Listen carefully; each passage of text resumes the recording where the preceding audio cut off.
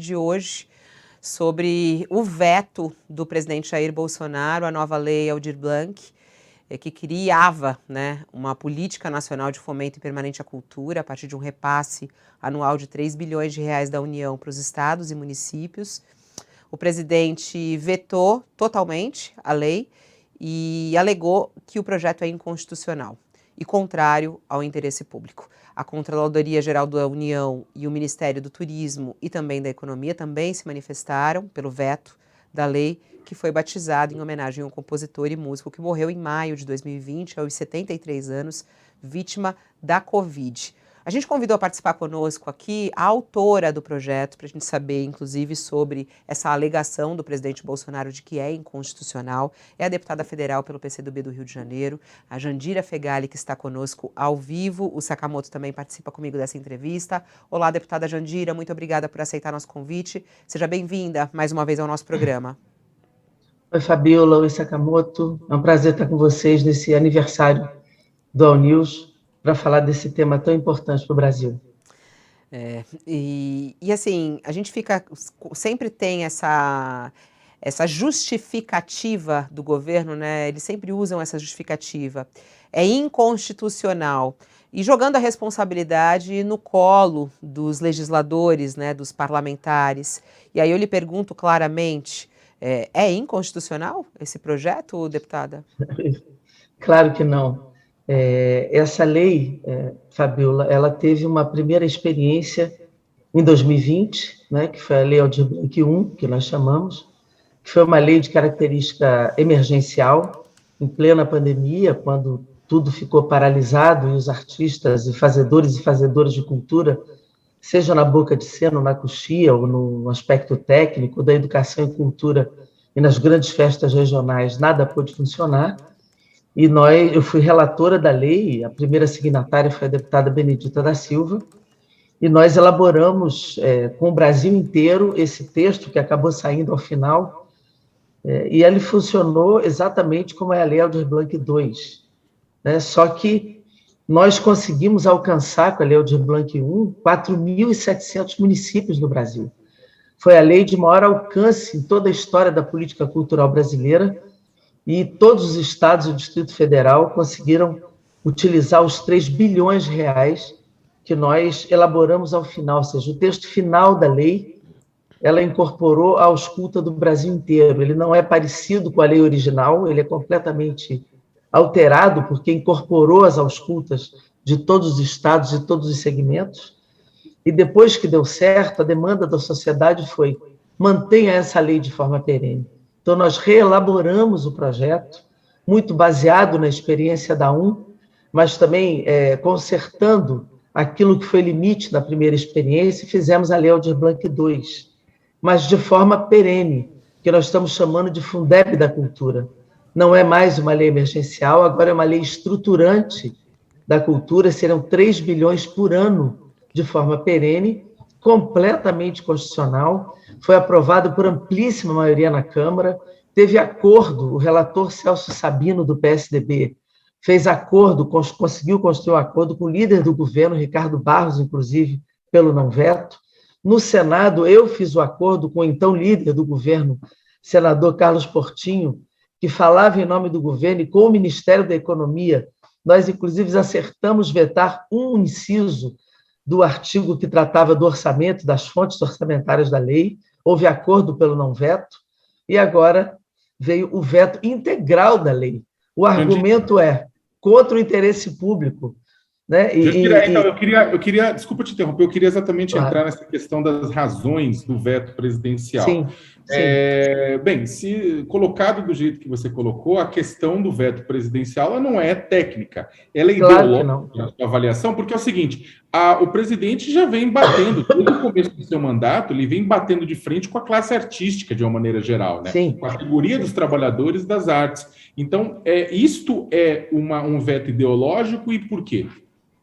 Ele é um veto completamente ideológico. As razões do veto são insustentáveis, é um veto tecnicamente vazio. Ele diz, inclusive, que quebra a autonomia do governo central, porque repassa para estados e municípios, quer dizer, É um argumento ignorante, né, como um gestor, porque o objetivo de qualquer governo é que o dinheiro chegue na ponta. Então, é um argumento tecnicamente vazio, porque é uma lei que só vai ter efeitos financeiros em 2023, ela comanda o orçamento desse ano para o ano que vem, né? Então, é um veto ideológico, porque todo governo de característica neofascista, ou com essas características, ele tem como inimigo a cultura, a educação e a ciência. É a característica de um governo com essas características. Ele sempre foi contra a cultura. Vejam que a última decisão do governo foi usar a Lei Rouanet, 1,2 bilhão, para estimular projetos que tenham conteúdo de estímulo ao armamento da sociedade. A Taurus já está incentivando com dinheiro público um livro que trata de estímulo ao armamento. Então, o governo ele é conteudista, ele interfere no conteúdo, censura outros para usar o dinheiro da cultura. A senhora diz, né, que é uma questão ideológica e claramente um objetivo do presidente Bolsonaro na destruição da cultura nesse sentido. Queria saber o impacto, né? A gente sabe que a pandemia, ela ainda está acontecendo, tem uma retomada da economia, tem uma retomada do setor de cultura, que já está acontecendo, inclusive pelo país, mas só que com um prejuízo acumulado aí de quase 2 anos. Né, com impactos que eu não sei quanto tempo isso vai levar para que esses locais, né, consigam se recuperar. Eu queria saber, com o veto dessa lei, qual é o impacto na cultura na sua análise? Olha, nós já não temos orçamento na cultura. Veja, o orçamento discricionário da cultura, ou seja, aquele orçamento que os estados e municípios podem lidar. Este ano de 2021 foi de 23 milhões para o Brasil inteiro. Imagine, isso é ridículo. A Lei Paulo Gustavo também foi vetada, que seria um dinheiro emergencial para este ano, que era um dinheiro que já está contingenciado do audiovisual por 3 anos, e era uma lei que daria 3.800 este ano para a cultura, foi vetada, nós estamos tentando derrubar o veto também, e a Lei Aldir Blanc daria orçamento para a cultura a partir do ano que vem. Ou seja, é orçamento zero para a cultura. Então, o impacto é total, porque não há recursos para políticas culturais no Brasil. Então, é zero recurso para a cultura este ano e para o ano que vem. Né? Então, é um impacto total. Só ficam os estados e municípios que têm orçamentos pequenos para a política cultural brasileira. Né? Então, eu tenho muita esperança de que nós vamos derrubar os 2 vetos, tanto da Paulo Gustavo como da Aldir Blanc, porque o Congresso Nacional votou 0 votos contra no Senado e por amplíssima, quase 400 votos na Câmara para aprovação dessa lei. Então, a minha expectativa, até porque os gestores estaduais e municipais querem a lei, os fazedores de cultura querem a lei e a mobilização se dará pela derrubada do veto. E veja, Sakamoto e Fabiola, o requinte de crueldade. A lei foi vetada ontem, no dia da morte do Aldir, que foi 4 de maio de 2020. Então, ainda tem um requinte de crueldade também, né, nesse processo. Deputada? E do Paulo Gustavo também. Só que o veto do Paulo Gustavo foi anterior, não foi exatamente na data. Deputada, eu queria aproveitar a senhora conosco aqui ao vivo, no All News. Sim. Coloca aqui na home pra gente, na página principal do All, a gente está acompanhando essa crise entre o Judiciário, o Palácio do Planalto e o Legislativo no meio, né? Tem uma apuração aqui de Alberto Bombig falando justamente sobre a postura do presidente da Câmara, Arthur Lira, na condução do caso do Daniel Silveira, seu colega aí, né, deputado federal, e que reforçou entre os ministros do Supremo e também no mundo político a percepção de que a aliança do Centrão com o presidente Bolsonaro envolve um trabalho mútuo no sentido de enfraquecer os órgãos de controle e desacreditar o judiciário. Queria saber até que ponto a senhora, que está aí na Câmara dos Deputados, tem informação sobre isso e como é que a senhora vê a atuação do presidente da Câmara, Arthur Lira, na condução desse caso. Ele que, numa entrevista recente, disse inclusive que Bolsonaro vai ultrapassar Lula nas pesquisas de intenção de voto, e falando sobre o presidente, quer dizer, declarando apoio a ele. Como é que a senhora vê a atuação dele e essa crise instalada neste momento no Legislativo também?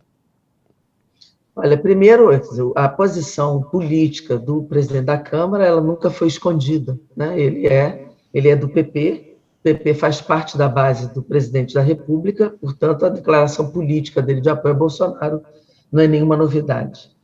Em relação ao Daniel Silveira, eu penso que a solução do decreto da graça ao Daniel Silveira, de fato, tem que ser resolvida no Supremo Tribunal Federal. Não acho que um PDL na Câmara ou no Senado seja nenhuma solução, porque nós não temos nenhuma condição de votar esse PDL com perspectiva de vitória, e nem do ponto de vista regimental ele cabe. A minha preocupação é política em relação à relação da Câmara com o Supremo. A crise institucional que Bolsonaro tenta criar é uma crise que o Poder Legislativo não deve se envolver. Nós devemos, inclusive, paralisar essa crise, porque Bolsonaro sempre apostou na ruptura, sempre apostou nisso. Bolsonaro aposta permanentemente na ruptura desde que ele sentou naquela cadeira, e o papel do Legislativo é de reafirmar a democracia e a Constituição brasileira. Esta eleição ela é decisiva para nós, né? E esta eleição vai dizer se a Constituição de 88 vale ou não vale.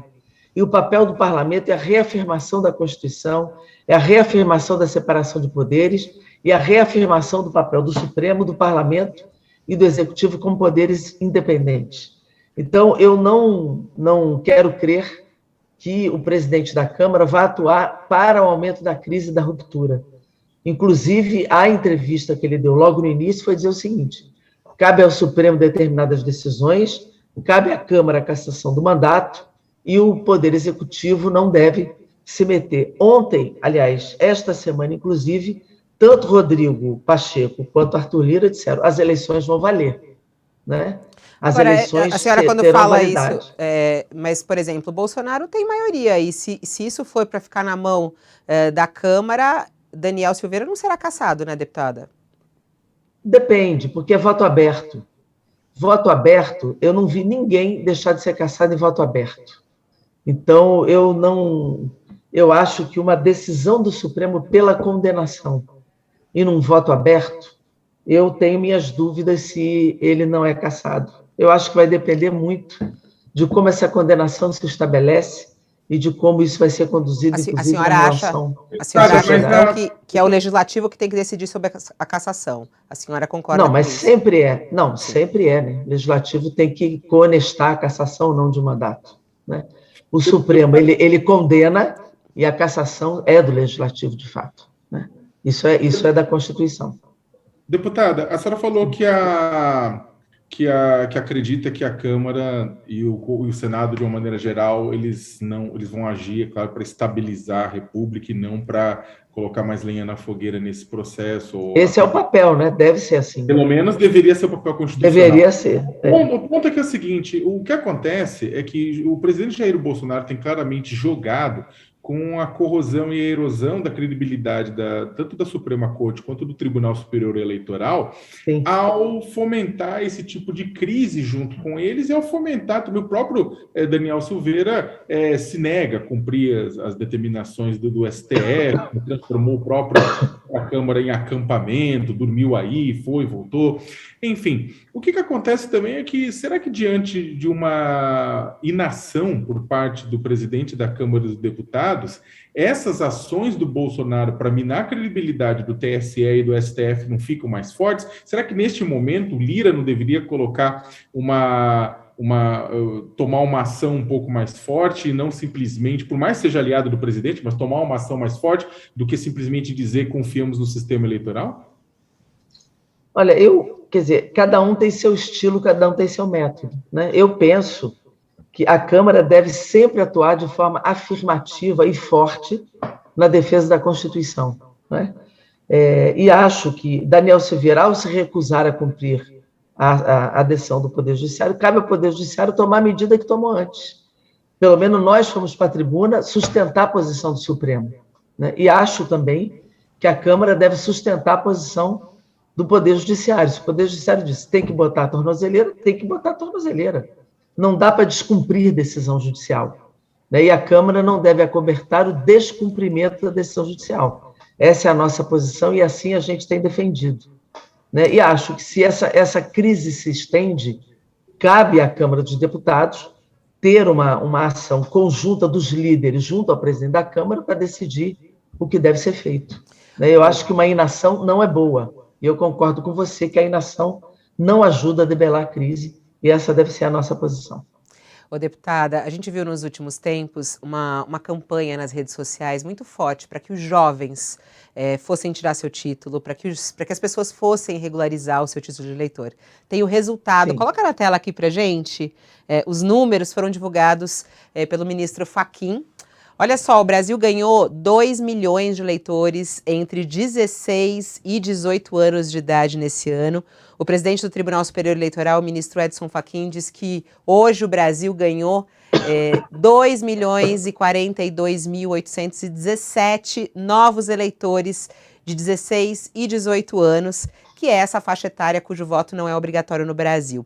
Isso representa um aumento de 47,2%, quase 50% em relação ao mesmo período de 2018, quando a gente também teve uma eleição presidencial, e um aumento de 57,4% em relação aos 4 primeiros meses, né, de 2014. Queria muito saber a sua opinião, deputada, o que isso significa? Quer dizer, os jovens estão interessados na política, eles vão ser decisivos nessas eleições? Como é que a senhora vê esse resultado? Eu acho que tem uma interferência importante da juventude nesse processo, e acho que algumas figuras ajudaram muito nisso, né?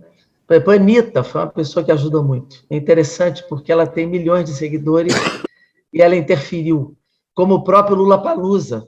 É interessante como é que o mundo artístico, os formadores de opinião têm peso nisso. Como grandes campanhas de entidades como o JS, União da Juventude Socialista, e outras entidades jovens. Nós todos fizemos muita campanha e acho que dentro das escolas, dentro das universidades, assim que retornarem em março, as escolas secundaristas, eu acho que tudo isso é importante porque todo mundo que participou desse processo de incentivo, não sei se vocês viram o vídeo da Fernanda Montenegro, ela fez, não sei se vocês viram o vídeo dela. Nem sei se a gente tem aí, foi lindo o vídeo dela, a gente tem, foi lindo, ela dizendo, vovó está pedindo, e deu um sorriso, uma coisa linda, né? Uma coisa linda. Não, vovó está pedindo, eu achei ótimo também uma hora que ela vira e fala assim, então, assim, pelo amor de Deus, ela fala, pelo amor de Deus. Né?